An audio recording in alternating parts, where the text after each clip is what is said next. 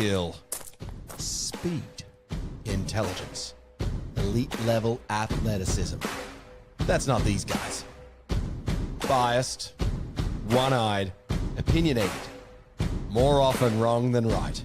They make up for their complete lack of talent with pure dribble, gibberish, and enthusiasm. This is the ET Stand Podcast. Have we gone from top 4 to barely making the 8? Was a Sunday morning debrief better than nothing? One of these questions I can answer. The other is up to you. Welcome to the ET Stand, the Sharks fans podcast where we let our talking do the football. We're in all the usual places: YouTube, Spotify, Facebook, Instagram, Apple Podcasts, and wherever else you guys want us to be. If we aren't there, let us know and we'll try and get there. While listening, don't forget to like and subscribe. It helps with everything we do. We've also hijacked a Discord channel where fans can chat 24/7 Sharks and any other malarkey you feel like you need to. The link will be in the chat and we'll pop it down in the description below. Also, don't forget about super chats. They're here. Use them if you feel you need to. Last week, no one took up the offer to see Lats sing Ice Ice Baby. This week, for every super chat we get, CK will sing Pretty Fly by everyone's favourite band, The Offspring. Now, the ET Stand still has a few players missing, so joining me on the panel tonight will be none other than CK and only CK. Mate, not to give away our vintage, but I recall watching Pretty Fly pretty often on Channel V with you. Think you'll have it covered if we get a super chat? I believe it was Schoolies week, and it was pretty much the song of the week. So yeah, I've got this covered. I've got this covered. I haven't lost the words. Yeah. You've got no one to blame but Lats for not showing up.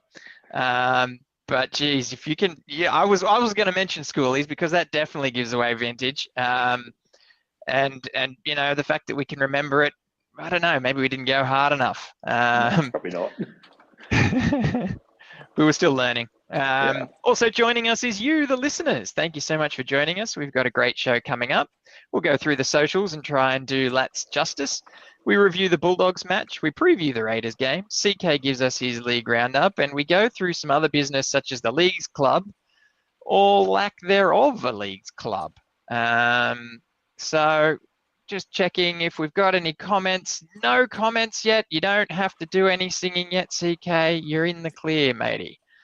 Yeah. All right. Let's get the Lats socials up. Now, this will be an interesting one because there's no Lats. So it's Lats socials without Lats. Starts off with the girls and the juniors. So we've got the Sharks side, Lisa Fiola's side, scoring gritty 12 points for victory over the Knights on Saturday, which sees them lock down a spot in the top 8 with one regular season game remaining. Our Tasha Gale squad went down 14-10 thriller.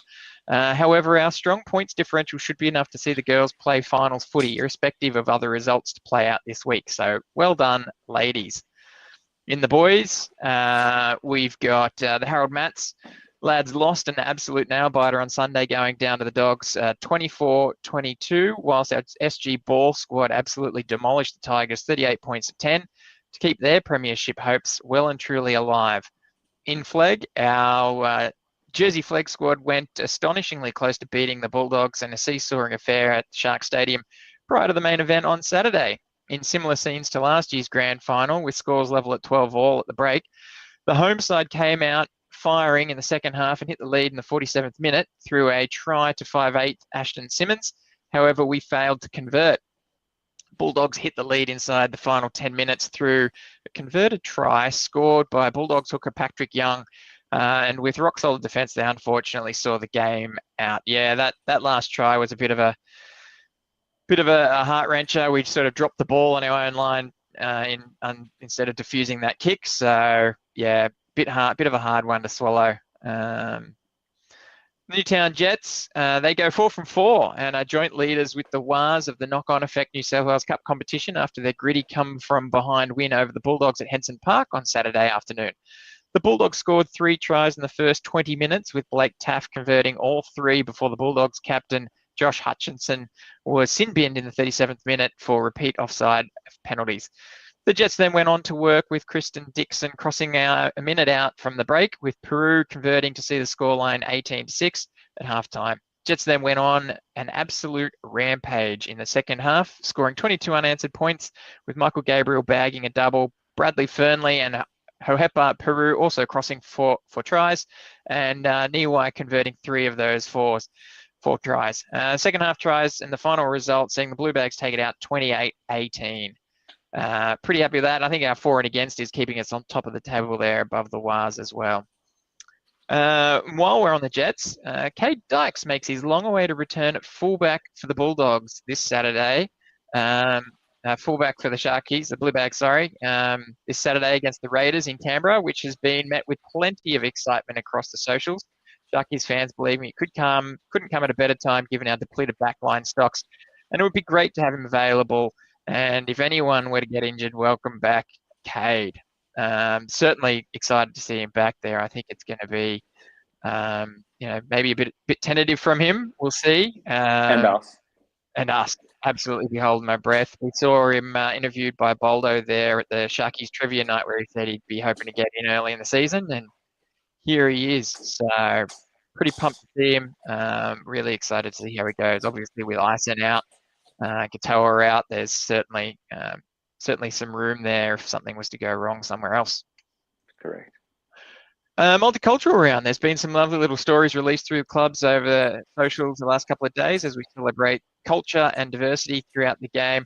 With this week's upcoming multicultural round, there's a great little piece on Daniel Atkinson on the website and his family migrating out to our great nation in the 1930s. Be sure to head to the club's website and give that a read. Lads love this round. Rugby league is lucky to be so rich in different culture and diversity, and it's great to recognise and give back to those families that have made those sacrifices and give so much to our game. I really think this is something that the NRL does right. We do a lot right in these rounds. Sometimes it gets a bit much with every week almost being around, but don't start on the haka. I really do think the NRL does a pretty good job. And makes it sort of seem a bit more than just tokenistic. I think we do a really good job there. Yeah, I think we do too. I agree. It's really, really well done, and a lot of backstories go into it as well. Yeah, absolutely. And then finally on Nico, his bashing continues in the media, with Andrew Johns alluding to him being massively down on confidence. Johns, when asked what he would do different to rebuild his confidence by Billy Slater, he had no real answer and couldn't really offer anything constructive. Sharkies fans coming to Nico's defence in big numbers across the socials, and Nico's has been fully backed by his teammates also. Just let it go, Joey. One average game. I think this is just nothing to say, so continue the narrative of Nico's no good. What do you reckon? Yeah, I don't want to. We obviously put it to bed a couple of weeks ago. We don't want to go back into it. I did see his mate Buzz Rothfield come out and had a bit of a red felt pen through his name for this season. I don't know how after round 4, he's had 2 out of those 4 games. Even the first game in Vegas, we talked about it, set up a try, played pretty decent. The next game killed it. The next game after that killed it again. And I think across the park, we were just, I'm sure we'll go into it quickly, but he just had one of those games. He wasn't outstanding, but he wasn't terrible. So I don't know where it's coming from. Yeah, I don't think it was terrible. I'm also, if you read into the quote from Joey where he's talking about you want your halfback touching the ball, 3 of the 6 possessions set late in the game. Maybe if that halfback is Nathan Cleary or, Jonathan Thurston, but Jonathan Thurston wasn't playing halfback. He was playing 5/8 a lot of the time. Lockyer, 5/8. I think we've kind of proven that the Sharks are a bit more of a team game where we've got both Nico and Trindle taking on equal responsibilities. I think that's sort of maybe it works for some, but I don't think that's the Sharks mentality. Yeah. I think that's what we're going for. It's funny, post game after the Bunnies game, they were, all applause about Trindle taking the kicking part, Nico doing his part where he's running and scoring and kicking goals, and how they work as a partnership and how it is a team game. And then one game later, it's doom and gloom again. So I think it's just going to be the roller coaster of his season. Yeah, exactly. Williams 2.0 says Nico had a bad game against the Dogs, but so did Trindle and a few others. It's just easy to say it because it's Nico. Exactly. It's I think it was, like I said, someone who is short of things to say, can easily just say Nico's name for a clickbait, move on to the next thing. So I think we do the same here. Move on to the next thing. Let's not worry about Nico. I think it was just a bit of a bad game. But in saying so, disappointing last start to the Sharkies. We were out enthused by the Doggies, 20 points to 6. CK, you weren't able to make the game. I didn't see you there. And honestly, we haven't spoken about it yet. I am keen to hear your thoughts on the game. What have you got for us? You're probably lucky it wasn't a live debrief afterwards because I was a bit fuming. I had, I know one of our regular listeners is a Doggy supporter. I know he jumped onto the debrief. But, you know, he doesn't like our club, but he likes watching us and listening to us. And he sort of started getting into me a little bit. He was questioning the Reed Marnie penalty for the dive on Atkinson. And I said, mate, if you're going to talk gibberish, we're not going to have a conversation the rest of the night. So, I thought we started well and then just thought we're going to be in the contest. As I predicted, you know, the Dogs are going to try and drag us down to the old Shark style. That's the way they play.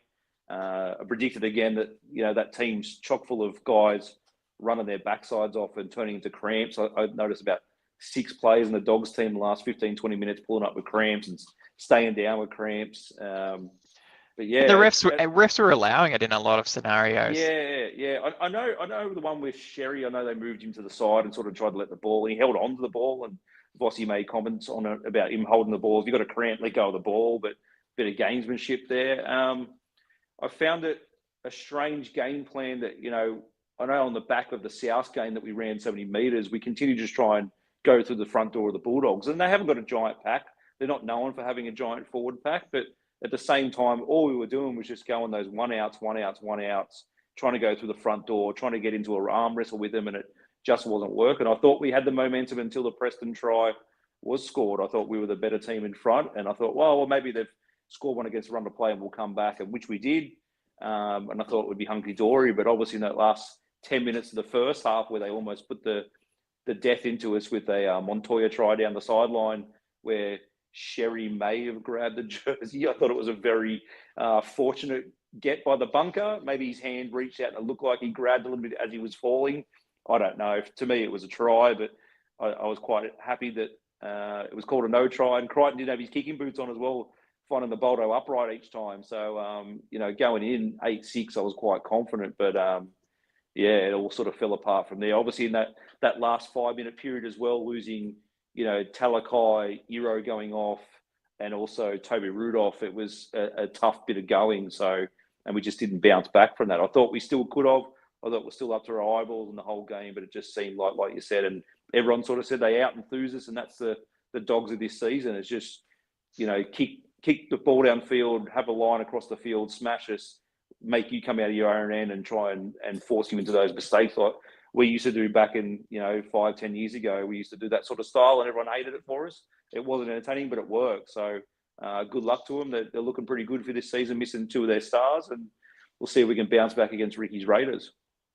It's interesting you say you noticed them continually trying to bash down the front door.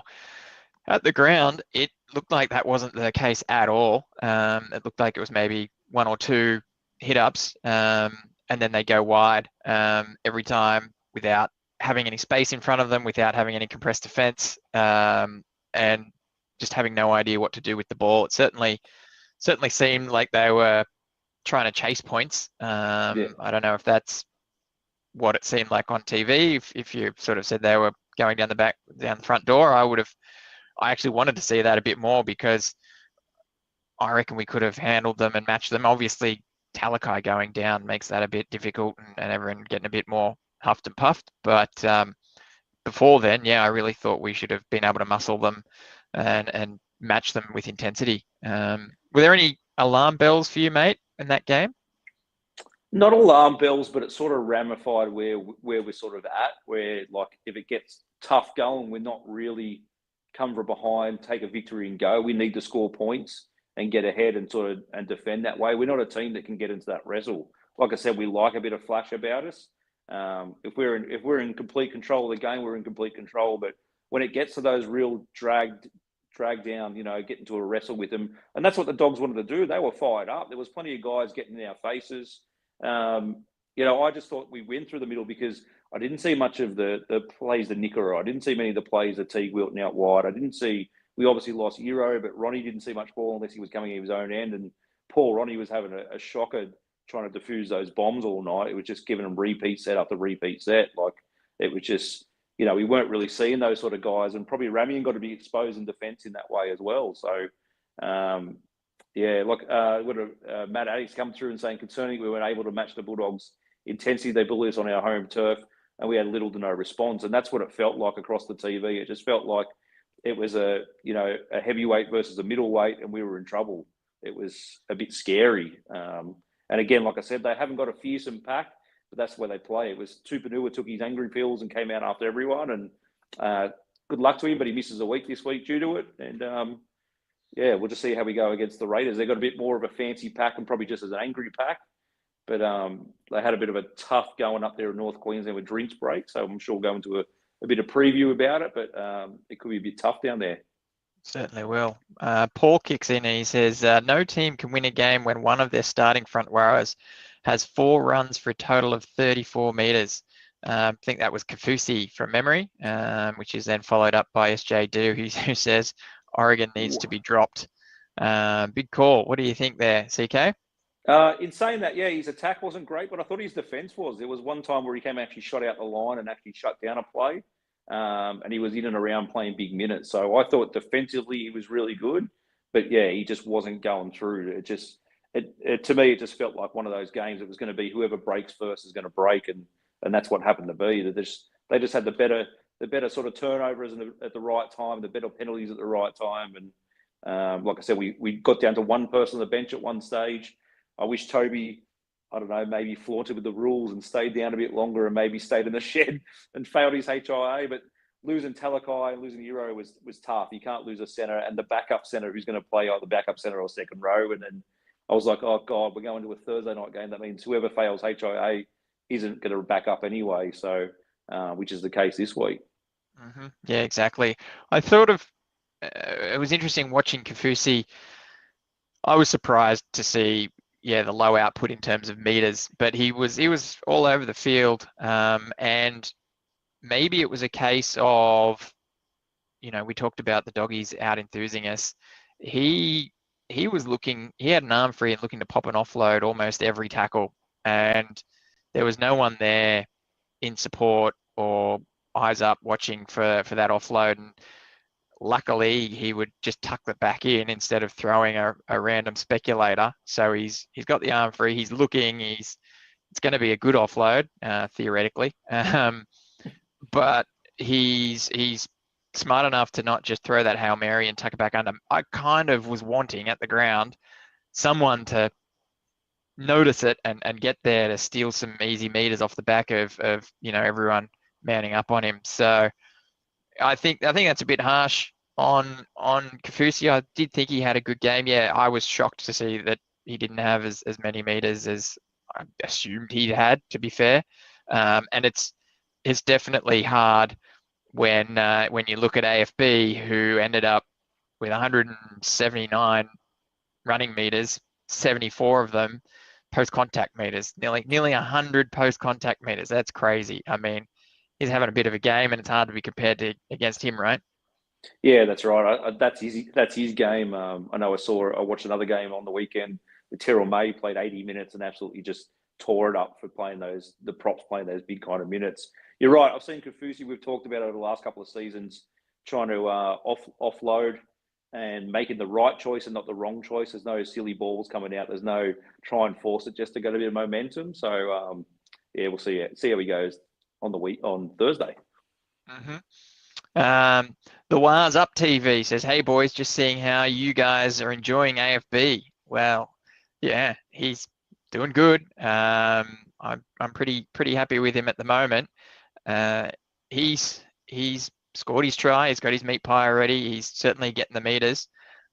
He's a bit deceptive. I'll say it's in effort. It looks as though he's looks as though he doesn't care. It looks as though he's just lumbering around the field, but he's really physical. He really has an impact on that field, and it's quite deceptive. So it's not something especially at the ground. It's good to see, but on TV it's like, what are you doing, AFB? Get in there, do something. And you're like, oh, he's doing lots. It's okay, calm down. Yeah, and he's a big experienced prop, and he's making nice cover defense and things like that. It's probably those two we've seen, but us fans love it. He had enough, had his breaking point, and pushing Salmon in the face. And we had it the game before as well against South, where he's giving away the penalty. But he's had enough. He's had a gutful. He's not going to cop it. So we don't mind when where those penalties were given. It's not a big worry to us. Yeah, I don't know if you saw the debrief episode, CK, but after the kerfuffle from the Atkinson head knock, AFB was filthy. He wanted that ball. We were 20 out from their try line. He was steaming onto it, and we did an out the back play, and he was just hands in the air, not happy, really wanted to rip and tear at that point. And then by the time we got the ball again, we were back down our end. I'm concerned what kind of run it might have been. Like, I remember that me and Lats played with a guy in the under-10s that used to run with his fingers out the front. So, or it might have been a bit of a knee lift. So I'm glad they took it away, the steam out of it. Sometimes I find that's the better players, take the steam out of the players and go wide and try something different. But yeah, it was even Montoya was like getting stuck into Stone Street and revving him up and shoving him second time over. And I'm like, what's going on? Like, we don't have a rivalry with these guys. Like, a lot of these guys are new to the team and the Bulldogs as well. And it was a bit of a strange one. It was kind of like, it was round 24 and it was talks of us being the top four clash, and it was on for all money. And I think our team was a bit like, oh, is this what's going to happen? So in round 4. So yeah, strange game. The only connections there could have been from Sherry and Connor Tracy. But ultimately, reading between the lines and some quotes that came out after the game, I think that's a little bit intentional as far as trying to get back to the Dogs of old. It's like they that's their identity. That's how they want to play. Gus Gould and getting old boys in and chatting to them, and we play tough, we play rough, we don't care what anyone else thinks. The old Dogs of war. Yeah. So I think that's sort of what it boils down to. Really, playing hard, playing tough. Mike Knight, why wouldn't push Salmon in the face with that hairdo? Yeah, that was some hair, that's for sure. Yeah, the old Tiger King came out, and I didn't know who it was at first. I was like, what's going on here? But I know before the push, I know AFB ran right over the top of him. I know he cleaned him up and ran over the top of him. So maybe there was some words exchanged, a little push and shove. But once the game's over, I couldn't care less. It's like, I yell out, hack the bone anyway, so why not? Yeah, exactly. So crazy. We got a few more comments here. Here we go. Adam Field comes through. He says, we knew Bulldogs were going to use rush, smother defence. Seemed like we didn't plan to combat it, e.g. grubbers behind, varying our attack and run attacking lines, etc. Yeah, Adam, it was an interesting one in the fact that watching Tracy closely, he defended in the line pretty much from the 20 back. So it wasn't 10 back or even on the try line. He was defending in the line for a lot of that game, which made it hard to go around them and pull off our usual plays. And I was just wanting someone to chip it behind or grub it through, to just not expect much of a result, but just to keep him honest and maybe make him think he should drop back a bit earlier or not stay in the line for as much as he does, because he was certainly doing that. It was an interesting one to see, mate. You're right. We got a bit of chat about Iro as well. There's been a few people, SJD asked about any update on his injury. We've then got Dan Fitz, he comes through and says Iro will be out for a while. And then added a little bit in terms of the gameplay. Our forwards just lack a lot. And then we've got David here saying no hope without Iro. Not entirely sure that's the case, but we'll talk about Iro when we get to the preview. I'm going to say halftime fireworks, pretty good. I'm a fan. I was pretty happy to see them back. It made for a great halftime show. The mermaids dancing around in front of it and those fireworks popping off. That was awesome.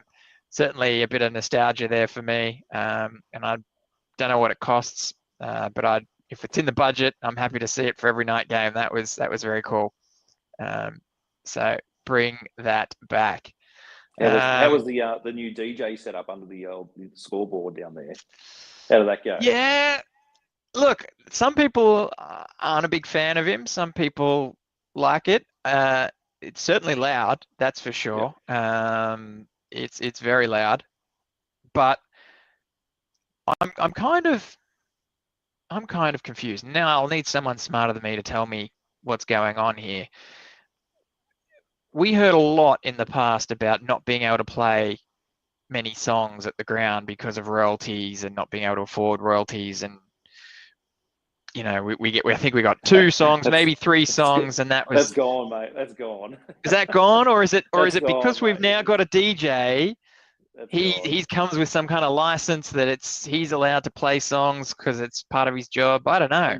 Unfortunately, we're showing our age again, but the way the digital music is now, artists don't make money off their music, what they used to do anymore. So, because they don't get it through record sales, there's no such thing as record sales anymore. You don't sell albums, you don't purchase albums anymore. They just get released. So they make all their money through touring. So the royalties are just going out the bin. You could play a song 15,000 times and they're probably going to make $5 out of it. So we're happy. So, what are you talking about? I just bought this CD yesterday. You bought a what? I'm just going to go out and buy a CD player now. Oh God, that's awful. Yeah, that's the way it is now. It's a sad reality. You ask them, you know, they get.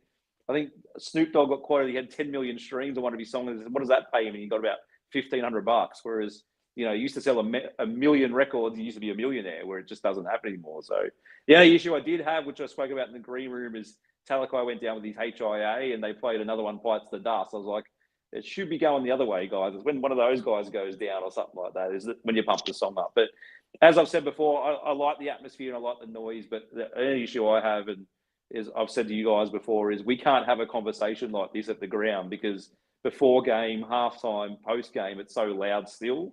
Save it for the game. Let's pump it up for the game. Yeah. I guess Harley here says he likes it, and Mike also agrees he likes it.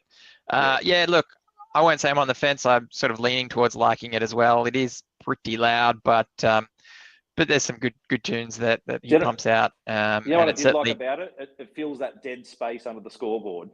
Yes, that's true. It was lit up. It was loud. Like, yeah, they've done some good social videos on it. So at least it fills that dead space under there. So they've done something. They're trying things. That's all you got to ask for. Like you said, they brought the fireworks in. They brought the DJ in. Let's keep trying things. Yeah, exactly. Mike Knight comes up with this one here. He says his family was bullied by some dog supporters swearing around his kids and spilling beer on his wife. Now that's no good. We don't like to see that stuff. But I've got to say, let's hope it was just a couple of bad apples, because I certainly saw a bunch of doggy supporters who were pretty happy and pretty friendly, pretty nice. I think they're just pleased to have a competitive team for once. Obviously, some bandwagon jumpers are probably coming out, and actually we know they are. There's a lot of them coming out of the woodwork now, Doggies fans. But yeah, hopefully that was just a few bad apples, Mike, and not good at all, buddy. So feel for you there. All right, enough about the past. This coming Thursday, we head to GIO Stadium to go up against Ricky's Raiders. After a fast start, they've lost the last 2 and already had a Ricky blow-up. This will be the first of 6 away games, thanks to us taking next week's home game away to Optus Stadium in Perth. This preview is brought to you by Miranda Hotel. If you want to get out of the house and catch the game with some atmosphere, head to Miranda Hotel, live, loud. Take advantage of those $7 schooners during the game. They'll also be showing the Sioux fight on Sunday. So get down there if you're a boxing fan to check out how that's going to go. it could be something to do. I don't know. I'm not really a boxing fan, I'll admit, but those that are, it's on there, and get in it and have a cheer. All right. Let's grab the team listing here, CK, and you can take us through it. Yeah, bit of work this week, but like I said, we obviously lost Iro out of the centre, so Hiroti slots in there, not Iro. It's probably his lookalike, according to Boldo, but he's the one that's slotting in there. So we've got Kennedy, Stone Street, Rami and Hiroti, Mulatalo, Trindle, Hines, Fanua Blake, Brayley, Kafusi, Nikora, Wilton, and Captain Cam. Atkinson still retains his spot on the bench. Tommy Hazelton back in the team. Toby Rudolph and Big Tapua. I thought Toby was probably, until he got to HIA, was the one trying to run straight through the Dogs as fast as he can. Like, he hasn't played football in a million years. So I thought he was quite inspiring to come out there. But poor Toby, he copped some shots out there. He got one under the ribs that really rattled him. He obviously got the HIA, which I thought, we'll go into it around the league in the new dirty word that's coming out. But I thought it was just one of those ones that he was just falling and copped the second shot on the way down. It wasn't as bad, and then obviously he crashed his head on the ground. So had a bit of a shake up, but he passed that and came back out. So we're going to 3-4 with the Atkinson out there and Hiroti into the centres. Thoughts on him going to the centres? Oh, it's my pick. I think he's the one to pop in there. Be a brave man. If anyone would put Gabriel or Vela there, I think they're good. I think they've got a future. I just don't think they're quite ready yet. So yeah, Hiroti has not let us down the last couple of times he's been called up, and has had an absolute blinder for the Jets the last season and the start of this season. So it makes sense. He also works well as cover if needed, right? He can slide into the wing. He can go to fullback if there was another injury. So yeah, I think he's a good addition there to the team and won't let us down. And he was 18th man, so he was close to getting the start on the other night as well. No, Hohepa was 18th man. Oh, I thought Hiroti was. No, Okay. he might have been at some stage, but yeah, on the bench sitting there was Hohepa with his 18th jersey on, which is why I sort of had a bit of a joke. It would have been nice if Rudolph was the one that failed his HIA and Talakai got through unscathed, because then we could have activated that 18th man and would have been good to see him on the field. Imagine making a debut like that and you haven't got the whole family wearing, the new custom shirts that all these families are getting around wearing and stuff like that. Yeah, your debut exactly. comes on as an 18th man, you'd be spewing. It has happened. I don't know. It'd be bittersweet. It'd be like, yeah, I don't know. The centre bench is jersey. Yeah, you do. Surely you get it retroactively, right? You'd have to.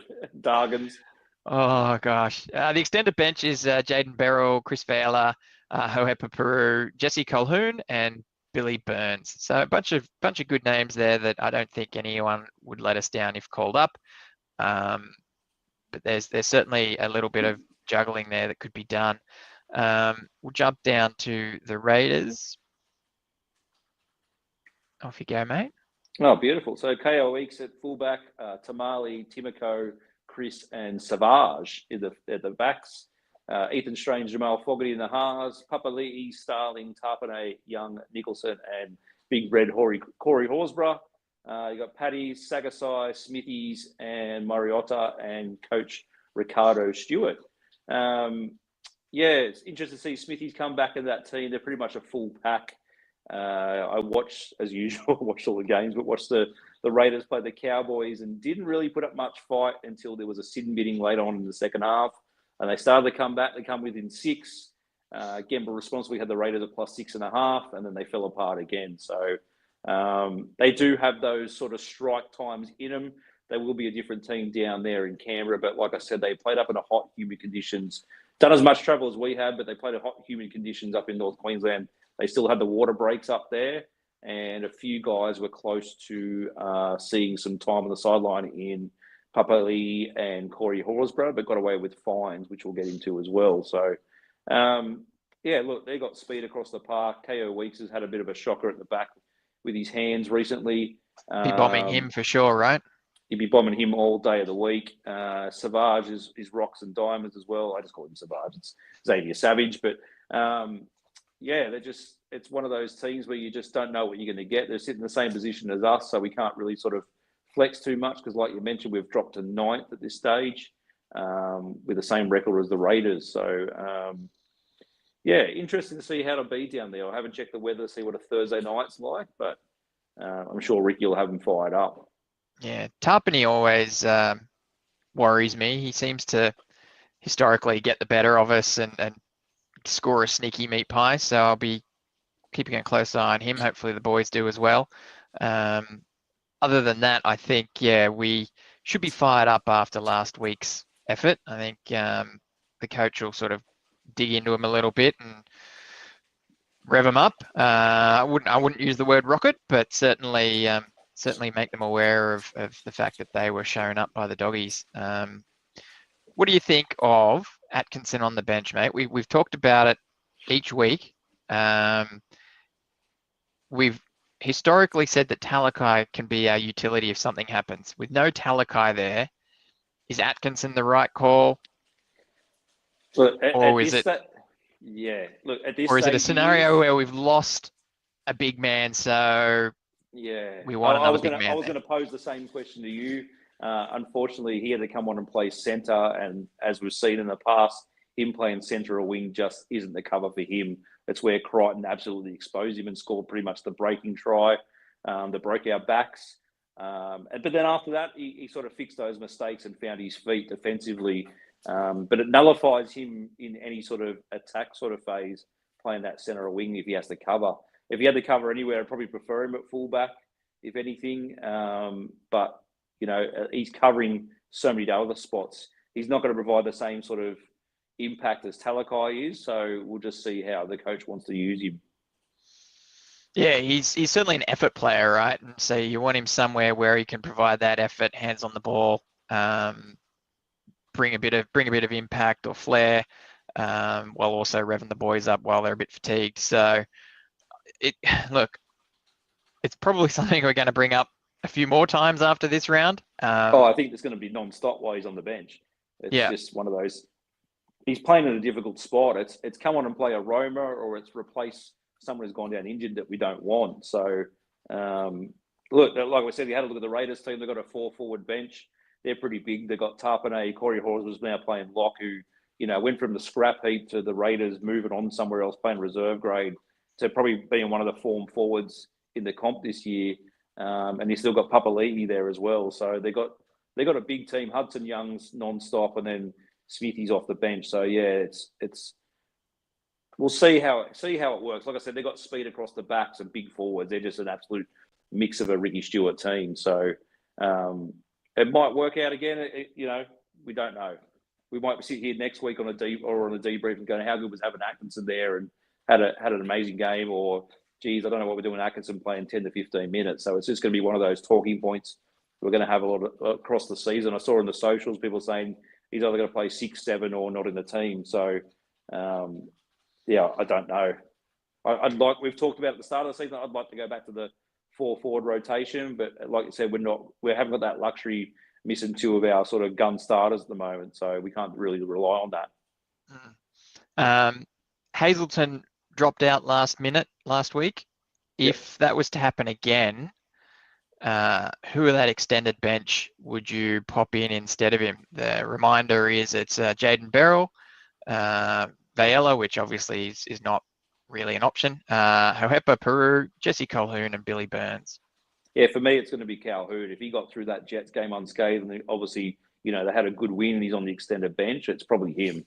It's time for him to come back in. He was setting the world on fire until he had that injury, and that's the 100% person. And I reckon he's probably close to pushing a spot next week. Yeah, wow, excellent. I mean, I would probably lean for Hohepa, considering he was 18th man last week. I think he showed some good stuff in the preseason challenge. Looks good in a lot of the training stuff and has been doing pretty well for the Jets. I would love to see Colquhoun. I'm just similar to similar He's come off the to bench though. yeah, but he came off the bench when he did his ACL as well, right? Oh. So I would spend that whole game holding my breath. I would like to see him have a couple more games. That said, I used to hate the idea of giving people coming back from injury couple games in reserve grade, because if they do the injury again, they never get a chance at first. Yeah, that's right. So Tommy's battling back injuries and spasms. So as we know, being our age, it's not fun when you get one of those back injuries, and it could go at any second. It might be fine all week, training, warmed up, like Francis has spoken on about his back, gets treatment, ready to go, and then all of a sudden, bang, he can't walk. So he's no different probably to Calhoun. Yeah, true. Very true. Matt comes in, he says, the Raiders' back five are lightning fast, need to be on our game defensively. Yeah, you're not wrong, Matt. We Speed the bird. Yeah, apart from many things last week, we did look a bit slow, especially laterally there. Their centers seem to get around our guys almost ad nauseum. So it was something that we certainly got to work on and be aware of for the Raiders game, I think. Especially if our number 5 decides to creep in a little bit closer to the action, we're going to be exposed, because they're lightning. In a broken field, they're an absolute wonder of a team. Like, we've seen them score length of the field tries already this season, and the back end Against of last us. season against us as well. Yeah, it just they can score from anywhere, or they can just concede 30 quick real points. So we'll see how it goes. That said, Williams 2.0, he comes in and he says, Sharks 30-14, Stone Street with a double and a try for Ramian and Big Tommy. So he's pretty confident. I'll take that. You take that? You'll be happy with that? I'll be very happy with that. I want to beat Canberra more than anyone. Oh, mate. We've got, look, Williams isn't here. We've spoken about Williams not being here. He will be back eventually. But Williams, to do a bit of Williams here, we've got a good record down at Canberra. Stats don't lie. We're on trend to have another win. I don't know if that's entirely true, but last time we played Canberra in Canberra, Williams said something like that. So we should trust that. SJD comes through and he says, Raiders suck. Let's beat them 40-0 like last year. Yeah, I'll take that, actually. That was great last year. I landed in Fiji and then quickly got onto the internet, went in the Fiji airport and checked the score. I'm like, how good's this? Like, we're smashing the Raiders. Like, I was so excited. Like, but it was one of those games that we went, oh yeah, we beat the Raiders down in Canberra and it's 40-0 and just move on. Like, it's weird. Like, if you lost 40-0, you'd be crying tears, but you win 40-0, you just move on. So, yes, please. We do. Yeah, we used to have a horrible record down in Bruce Stadium, but then when it became GIO, we've had probably the last 10 or 15 years, we've had a great record. So let's hope it continues. Yeah, absolutely. So Thursday night game, they're rare for us. We normally get maybe 2, maybe a third rare a for year. Canberra to be on free-to-air TV as well. Yeah, so it's going to be an interesting one. This one, for those that are lucky enough to have KO or Foxtel, I don't know if you're as desperate as me, or you watch both coverage. Watch one live and then the other recorded. All KO, please. I don't know. I do like to do it, especially if you've recorded it. You can fast forward the ads. But yeah, Thursday night games are a bit of a weird one. They're pretty late kickoff, but I think we're past the time where that affects us. But the short turnaround, do we worry about that? No, like I said, they're on a short turnaround as well, the same timeline as us. And like I said, they travelled to North Queensland, played in hot, humid conditions a week or 2 weeks after us. So they're going to come back as well on a short turnaround and try and back it up after playing up there. So hopefully advantage us, but we'll see. We were pretty battered and bruised as well, but just the way rugby league is at the moment. Yeah, all right. And then Adam Field, he says, hopefully Tricky's long kicking game is firing so we can pin their back five in the corners. Our kick chase is great and has improved immensely in the last few years. Yeah, except, Adam, as we just mentioned, there was the pre-challenge match against the Raiders where We put a nice big long kick in, and Weeks ran around all of us to score a length of the field try. So as long as we learnt from that and don't repeat that, yeah, let's do that. I agree. All right, mate. Anything else on this match you'd like to bring up or mention? No, just please beat Ricky's Raiders, just please. Yeah, I've got Ricky Cake in my little subtitle there. That's because he was talking about baking a cake as far as putting the team together when he was coaching the Sharks, and it made absolutely no sense. And here he is at the Raiders trying to bake another cake. Frank's asked about our thoughts on Nico. We buried that. we did cover it, Frank, at the beginning. I don't know if you missed it. Maybe go back and check that. If we didn't talk about it enough, well, I think Nico We're gets trying a lot not of to. yeah. I think he gets a lot of coverage, but ultimately we think he's doing all right and should have a good game here. More importantly is his combination with Trindle, I think, and see them sort of share the load. I thought his game against South was outstanding, and it just got no fanfare whatsoever. Like, it was bizarre. Like, scored her own tries, kicking goals everywhere, long kick meters, running the ball, and just, I don't know, just put. Oh yeah, that's just what he's supposed to do. So. Yeah, exactly. It sort of kept the critics quiet, and then they came out of the woodwork again after a loss. So that might be the seesawing affair we're going to have to get used to, unfortunately. But anyway, yeah, I think he'll be fine, Frank. Don't worry about it. He will lift for sure. Now, all right. Do you have any around the grounds for us, CK? I ask knowingly. Yes, of course I do. Oh, look at that. Well, there we go. You flashed Nico, so Nico just keeps coming back. Yeah. Around the ground. So luckily I did not join any tipping comps this year, and I'm scared for anyone that tried to tip this week's results, because obviously, as you can see, it would have been an absolute nightmare in the Rabbitohs beating the Panthers. The Titans coming from behind to beat the Roosters. I don't know why the Roosters were favoured that anyway. The Broncos just out-tussled the Dolphins. An absolute arm wrestle at Cogra where the Dragons upset the Storm. The Cowboys had a seesaw with the Raiders, but like I said, had a little bit too much. Obviously, we were favourites against the Dogs, and we all tipped them confidently, and they came around and smacked us. Seagulls beating the Eels was pretty much a given, but the Brookvale Ferrari and Turbo went down also. And the Tigers had the absolute game in hand. Crowd was up. Everyone was roaring. The Tiger Claw was coming out.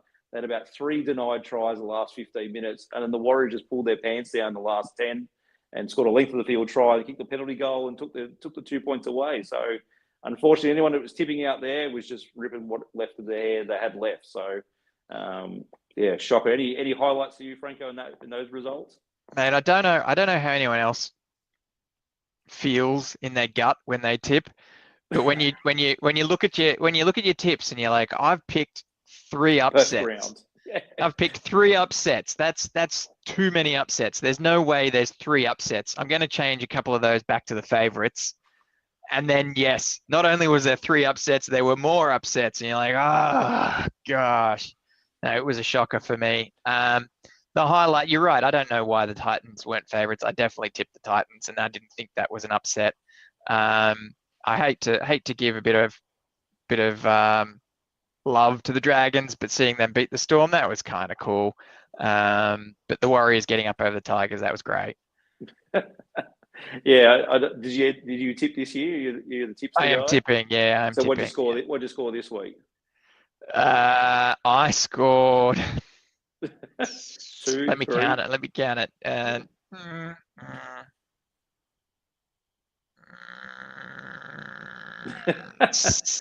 6.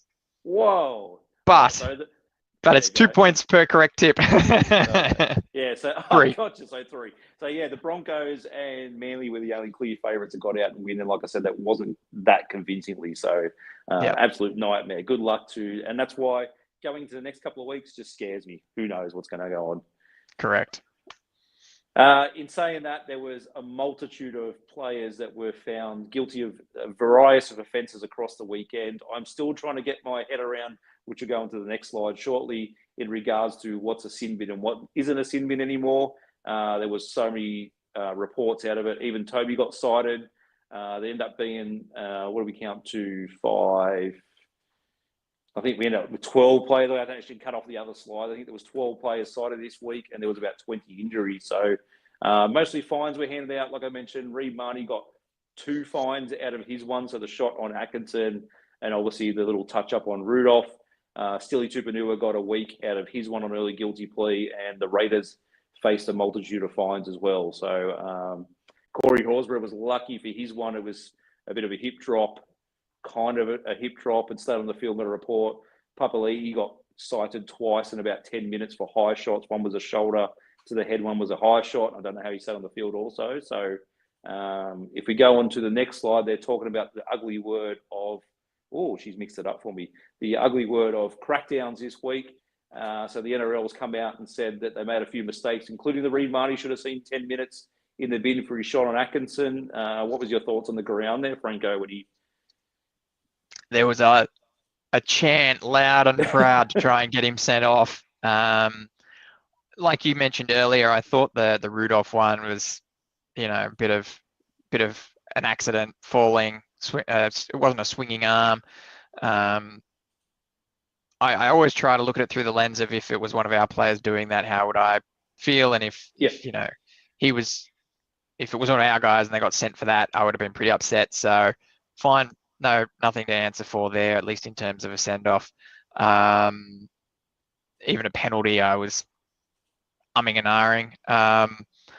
But yeah, that on Atkinson, it on the big screen and on live, it looked as though it was a shoulder to the head for someone laying on the ground in a prone position. Absolutely should have been a send-off. I'm not upset with someone jumping on or putting the shoulder into the ribs for someone laying on the ground. Doesn't sound great when you say it out loud like that, but ultimately I am a little bit more sick of players who, they've taken out the surrender tackle now. People who just lay on the ground and wait for someone to put a hand on them. So I'm all for letting them think twice about laying on the ground in the future. That said, head contact's not allowed, and head contact at the back of the head, someone not looking, laying on the ground with you diving on them, that is just not on. Should have been sent. I couldn't believe that it was left the way it was. And I think that the ref, he called out both of the coaches and sort of said, no more of this, otherwise someone will go off. Which I think he was just talking about the kerfuffle, the push and the shove. Yeah. He didn't make any mention of Reed. It was ridiculous. So yeah, I'm shocked that it didn't get sent. And I think, as I said, based on everyone at the ground, they were too. Yeah, I think the interesting one, and I've talked to a few different fans about it, is regards to what it was doing. I'm agreeing, they should bring back the surrender or you laid down on purpose. It should be a penalty. But I don't know what Reed thought the result was going to be from diving in like that. Was he expecting to jar the ball? I don't know, because, they spoke about on another podcast, 2 ex-Bulldogs players say they love his enthusiasm, but that's just not on. If it was Adam Fanua-Blake doing it to Reed Marnie, can you imagine what would have happened? If it was Wera Hargraves doing it to Reed Marnie, he probably would have got sent off for about 5 weeks. So, and interesting enough, there was Reed Marnie. We did the same. We had a little chip in the last 5 minutes, and Reed Marnie dived down and hovered the ball. And Atkinson, I think McGuinness, just went over and placed hands on him. And that was an opportunity. We could have done it back to him. But being nice guys that we were, and, the game was sort of dead and buried, we could have had that shot. So, it's getting a bit interesting. So I'm sure we're going to see a few more sin bins this weekend. So Williams 2.0 comes in. If that was in the back of the day and that was Gallen dropping the shoulder, he would have got 4 to 6 weeks. NRL's making major problems themselves with these gradings. Yeah, I totally agree. It's even ones where professional fouls have come in.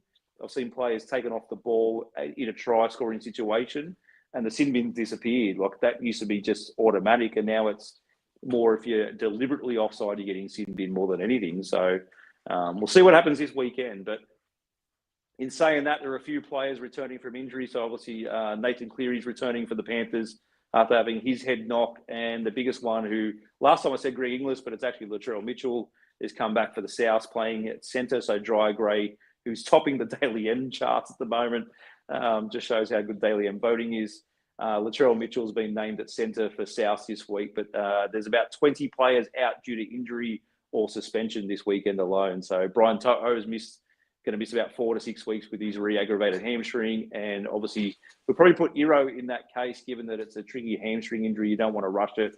And if he's not playing a full game, then it doesn't spell good signs for him. So, yeah. I think that was one of those worst kept secrets, right? Putting Mitchell at the back was never an option with the way he was playing, right? Surely not. But then I saw reports tonight that Wayne might be playing silly buggers and he might go to fullback yet anyway. But it's kind of like you said about Calhoun. You probably put Latrell out in the centres. I know they're missing Campbell Graham out there. They lost Alex Johnson on the weekend as well. So it's probably where he's filling at the moment and see how it goes from there. Yeah, fair enough. Watch this space, I guess. Yeah. All right. Good stuff. CK, thank you very much for that.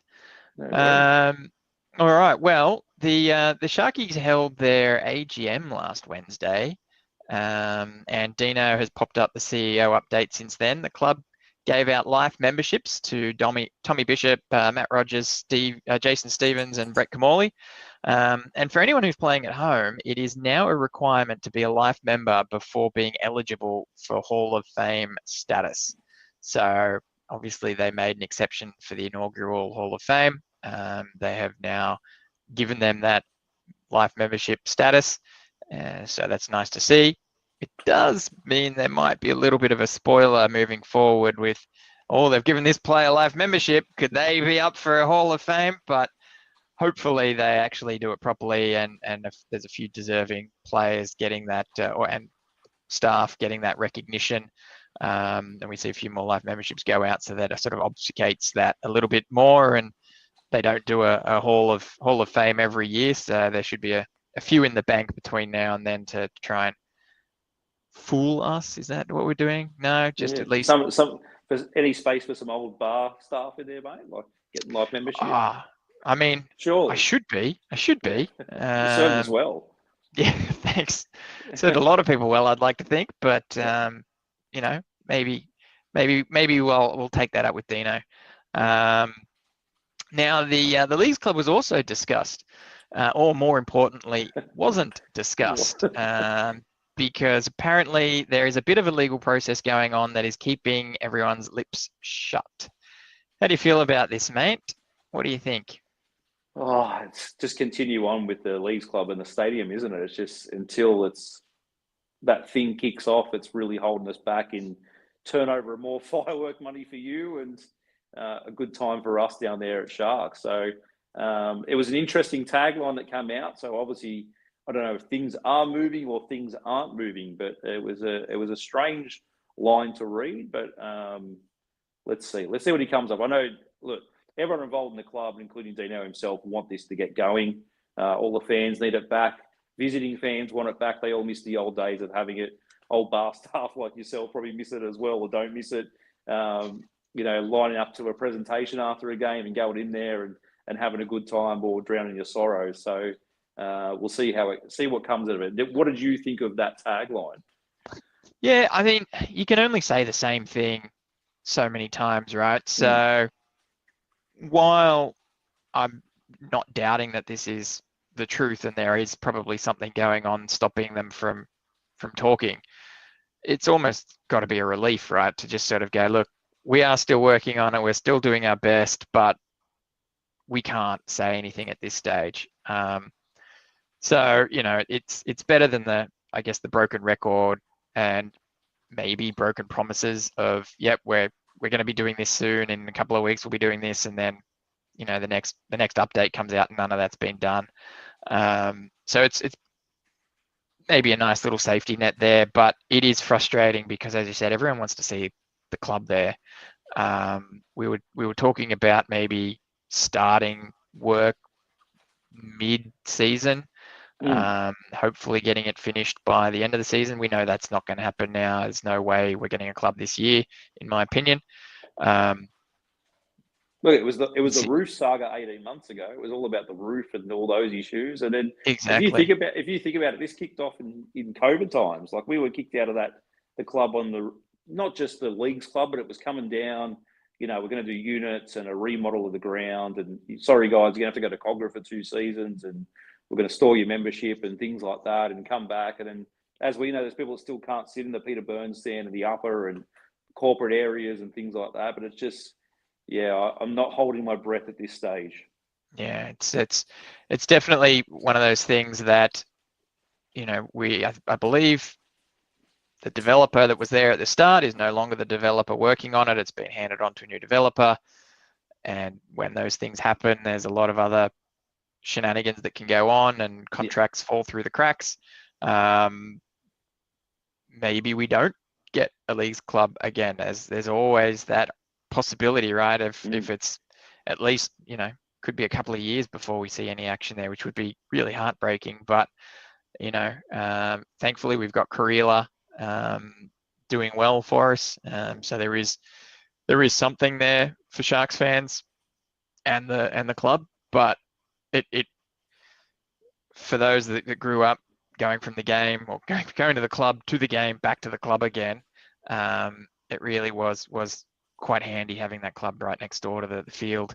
And the club it's an interesting scenario. The club is making money hanging on to the cash earmarked for that development. They're earning good interest, especially with the cash rates that they are at the moment. It's almost as if they're making as much money, if not more, by having the club shut than what they would staffing it, working hard to try and, turn a profit. So it is a bit of a conundrum. They certainly want it back, but there is an element where they're money for jam at the moment. At least that's what it looks like from this pleb. Maybe that's not entirely true or entirely the case, but ultimately, I really want to see the club back, and I don't think it's happening anytime soon. Yeah, and again, like you said, it's not just it's great for a money spinner, and it's not just the interest. Like having a club there, it's great for a money spinner throughout the week when the games aren't going.